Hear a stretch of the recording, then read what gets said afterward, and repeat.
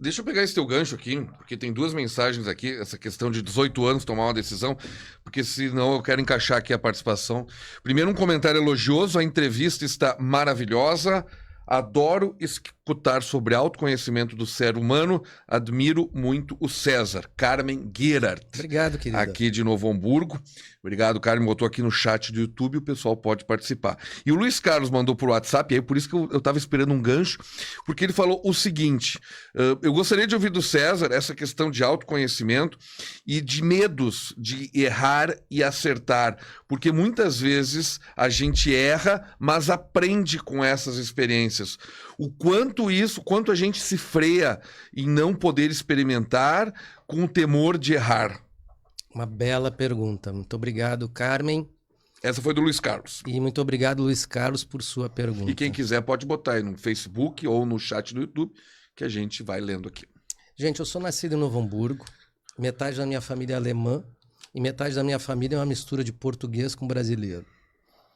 E dentro da nossa cultura, o trabalho sempre foi, para a cultura germânica, um ponto fundamental.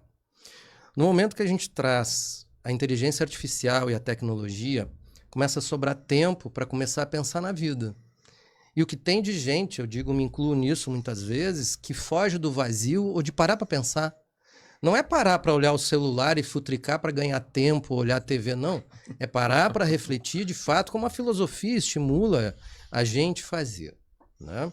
Mas o ponto é, o que é certo e o que é errado? Tem um ponto aqui fundamental nessa questão do certo e do errado. A nossa educação, toda ela foi construída de uma forma estruturada como é hoje a partir da Revolução Industrial. E, logicamente, com a Revolução Industrial, houve a necessidade da lógica, literalmente, da linha de produção. Eu não sou nem contra nem a favor, mas o ponto é que hoje, e cada vez mais, porque o ser humano continua sendo o mesmo ser humano, mais evoluído em tecnologia e nem tão evoluído como ser humano por si só, mas principalmente pela necessidade de analisar outras questões. Não é só o conhecimento formal que trata uma pessoa, nós aprendemos em qualquer lugar. Essa questão de erro e de acerto, ela tem muito a ver com a nossa educação em casa e educação na escola. O não, muitas vezes, é muito mal utilizado. A psicologia positiva trabalha isso de uma forma muito ampla. A gente trabalha... Não, existe uma linha de pensamento chamada o não positivo, uma coisa existe, né? Eu escrevi, inclusive, sobre isso. Foi isso, né? Acho que foi. É uma teoria do William Ury, que é o não positivo, é um isso, grande né? negociador. Eu já te interrompi, mas é não. que tu... William Ury é um professor de Harvard, se eu não me engano, que escreve sobre negociação há mais de 30, 40 anos, né? E ele criou o não positivo nas negociações. Como é que você vai dizer não para alguém de uma forma a dizer sim, que a pessoa sai de lá feliz da vida ainda que recebeu um não.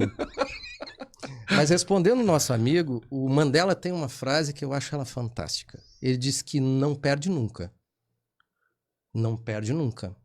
Ou ele ganha ou ele aprende. Não perco nunca, eu ganho ou aprendo. A grande questão da educação é que quando a gente vai fazer uma prova, tem o certo e o errado. Isso. Quando a gente vive numa comunidade como o Vale dos Sinos ou outros locais, isso é mundial, você tem uma sociedade mais focada numa cultura entre o certo e o errado e outra mais focada em criatividade.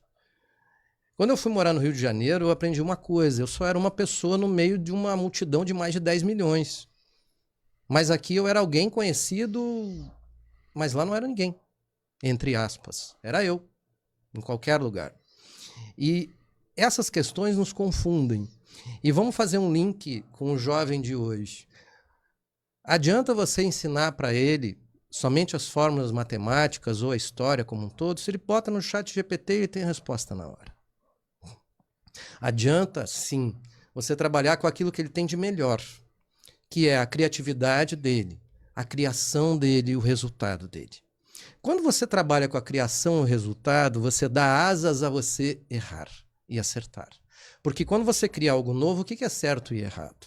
Quando o Steve Jobs criou o iPhone, era certo ou era errado? Para ele era certo, e todo mundo concordou com ele. Mas poderia não ter dado certo, como teve outros grandes produtos da Apple que não funcionaram, não venderam, não foram para lugar nenhum. Mas o ponto é, esses medos, eu vivi pelo medo durante muito tempo. O medo, eu diria que foi um dos pontos que me segurou no sobreviver, que são as 3 fases, sobreviver, viver e transcender, que me segurou no sobreviver muito tempo. Mas eu fui analisando pelo autoconhecimento, terapia, um determinado tipo de terapia, né, a humanista especificamente, tem outras linhas, como terapia comportamental cognitiva e tantas outras, mas foi uma linha que eu escolhi que trabalha a partir das realidades de agora todas essas questões sem julgar. Então, conversando comigo, diz assim, mas tá errado descansar. E quer dizer, se eu descansar, significa que eu tô errado? Não tô produzindo, não tô... Então, tá errado para quem? E aí você cria uma cultura onde o certo e o errado é a base de tudo, e aí você se encaixa naquilo. Quando na realidade eu gosto de descansar e gosto de trabalhar. Então o que tem de errado nisso? Nada. Nada, né? Só que a sociedade se perdeu nesse sentido, porque os pais não conversam mais entre si e nem consigo, e muito menos com os filhos de uma forma, o que você está pensando hoje? Você está com alguma dificuldade? Está doendo alguma coisa? Alguém mexeu com a sua emoção? Como é que está a tua emoção? Você está feliz? Você está triste?